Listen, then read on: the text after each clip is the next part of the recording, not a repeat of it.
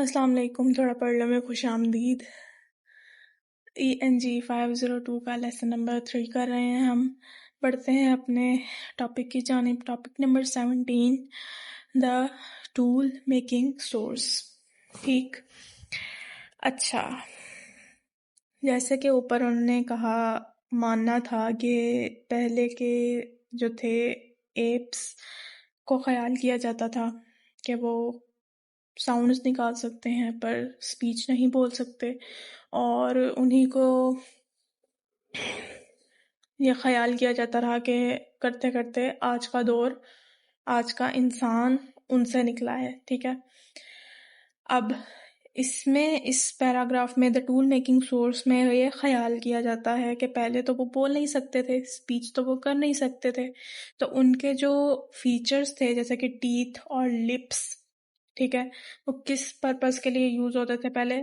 Chewing کے لیے اور سکنگ کے لیے، چبانے کے لیے اور چیزیں پینے کے لیے، چوسنے کے لیے. اور اس ٹول میکنگ سورس میں یہ خیال کیا جاتا ہے کہ پہلے جب بول نہیں سکتے تھے تو پھر کیا تھا؟ لینگویج، ایک دوسرے سے کمیونیکیٹ کرنے کا کیا ذریعہ تھا؟ مینول گیسچرز، اشاروں کی زبان. تب 2 million years ago, human developed right-handedness and become capable of making stone tool.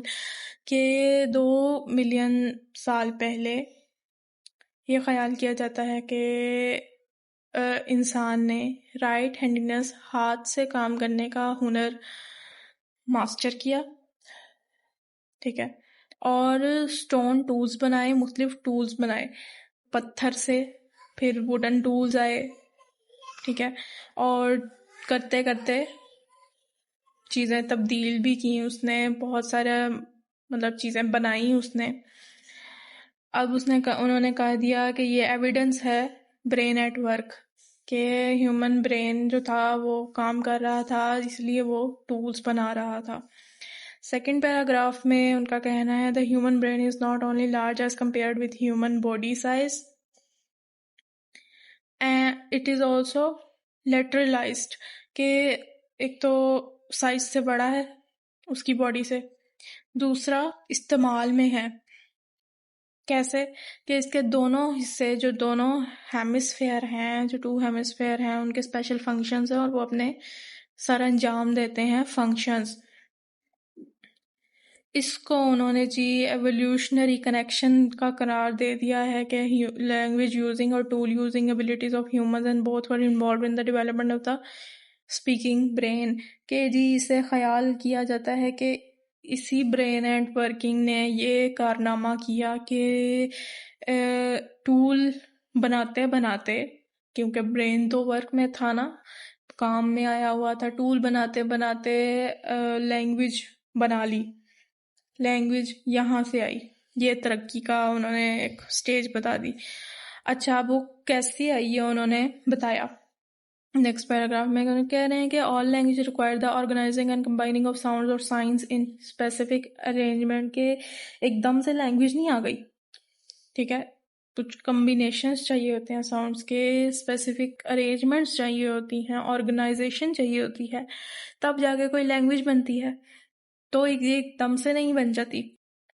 پورے پیراگراف کا میں آپ کو ایک اوور ویو دے دیتی ہوں جو وہ سمجھانا چاہ رہے ہیں. پڑھنا آپ نے خود ہی ہے اسے، اور سمجھنا بھی آپ نے خود ہی ہے. بس میں آپ کو ایک اوور ویو دے دیتی ہوں.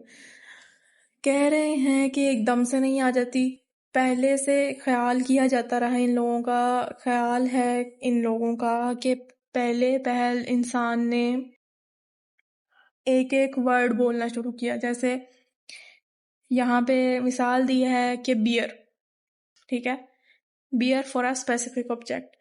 پھر گڈ کا ایک ورڈ اس نے کریٹ کیا، بیئر گڈ. ٹھیک ہے. اب یہ بولتا ہے وہ اس وقت میں. ان کا ماننا ہے کہ کرتے کرتے، ترقی کرتے کرتے آج ایسا دور آ چکا ہے کہ ایک پراپر جملہ کریٹ ہو چکا ہے. اب یہ وقت آ چکا ہے کہ جہاں پہلے ایک چیز کا ایک ورڈ بولا جاتا تھا، اپنی زبان، اپنا بات سمجھانے کے لیے صرف ایک ورڈ بولا جاتا تھا ایک چیز کے لیے. اب کرتے کرتے یہ وقت آ گیا ہے کہ ہم پورا جملہ بولتے ہیں. On Saturday, watching a football game, they can drink a sustaining beverage and proclaim, "This tree is good." As far as we know, other primitives are not doing this. کہ اب یہ بھی کہا جاتا ہے کہ this beer is good, this tree is good. ٹھیک، یہی کہہ رہے ہیں اس پورے پیراگراف میں، جو کہ میں نے آپ کو سمپل الفاظ میں بتا دیا. ایک بار آپ خود پڑھیں، آپ کو مزید کلیئرٹی ہو جائے گی. ملتے ہیں اپنے نیکسٹ ٹاپک میں، تب تک کے لیے اللہ حافظ.